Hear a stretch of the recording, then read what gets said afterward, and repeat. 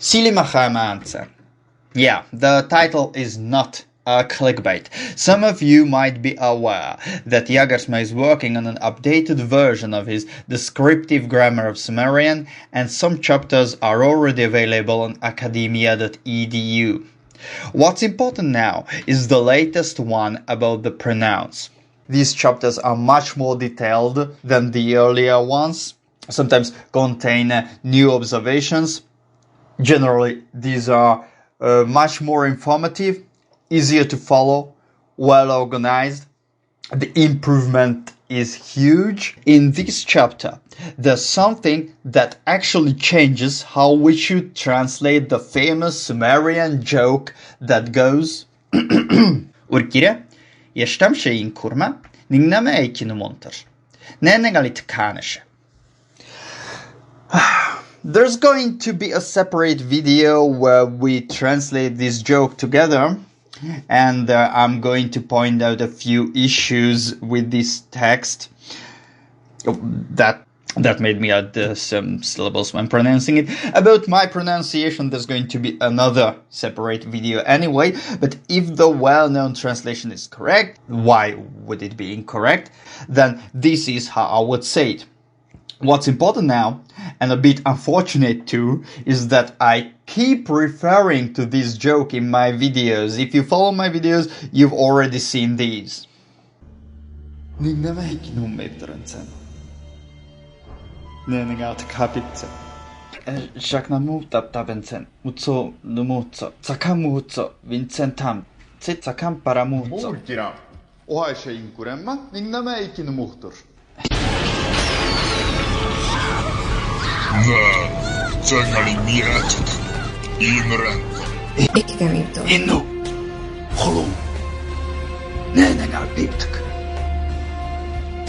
So far so good.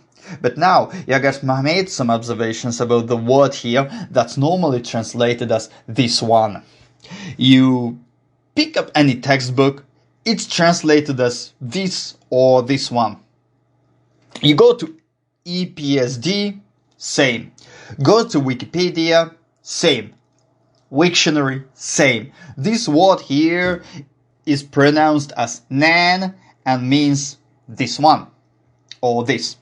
But what Jagersma says now is pretty convincing to me, and based on that, it doesn't mean this one. So this word here is hai. That means house.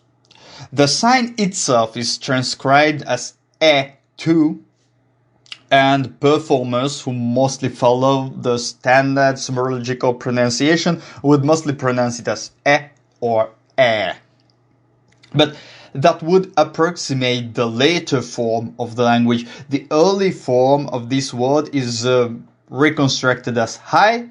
Most scholars agree in this, so I would go with that. Okay, it's high. Now, it's definitely high for me. If you pick up any Sumerian grammar that explains the demonstratives, you will certainly see something like this.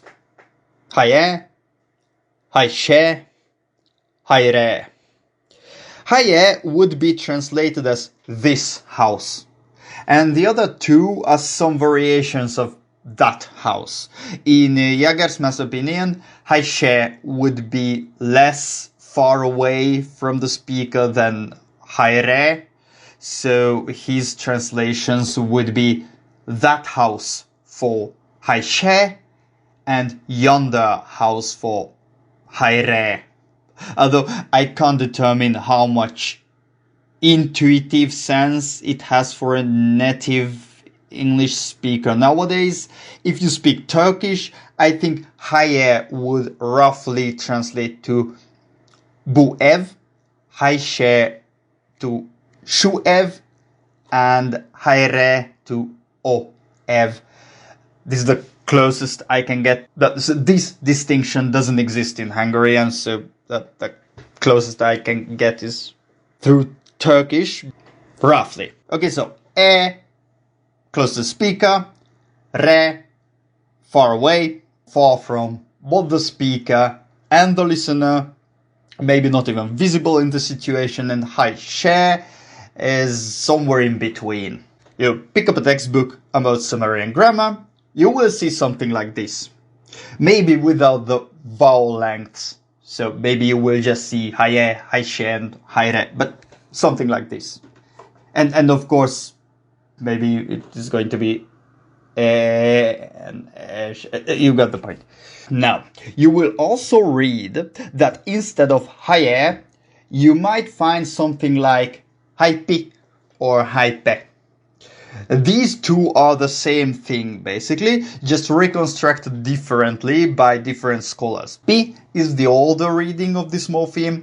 Jagersman's reasoning about the vowel convinces me that it's lower than E, but since I follow Eric J. M. Smith's 7-vowel inventory for Sumerian rather than the most well-known 4-vowel inventory, when I speak Sumerian, you will mostly hear haipe from me for reasons beyond the scope of this video, but you get the point.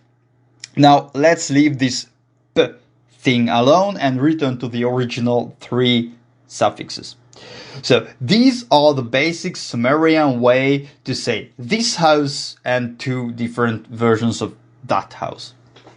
If you want to say that one instead of that house, we have only one kind of that now, and that is this character here.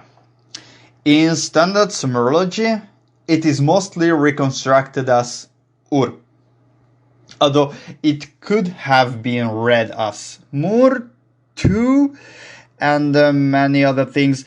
There were examples of it being written as mur. I used to pronounce it as or in my previous videos, sometimes hor, for speculative reasons. In this updated chapter, Jagersma goes with mur, which I will pronounce as mor from now on for the same speculative reasons, but this is a minor change, okay? And it doesn't just mean that one, it also means thus. If you want to say this one, however, you will find this word everywhere reconstructed as nan, meaning this or this one. It can be used instead of so instead of haye, you can say hainan, which again means this house.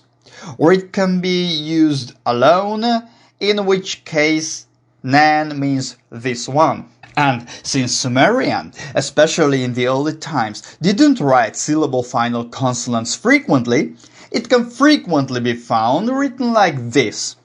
This should be read as ne, but we know it is nan with a defective spelling. Or do we? You see, Jagersma has found that for haishe, that house, there is a corresponding haishen, which means a house like that. And for haire, yonder house, there is a corresponding hairen, a house like that. Translation to English doesn't do it justice, but actually it's quite a logical way to say things like this. Many languages do that.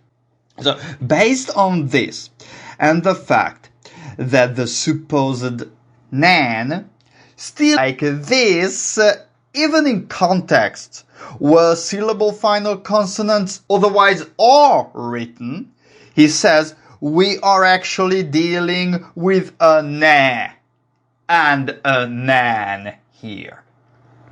And it's actually na that means this or this one, while nan means like this or one like this.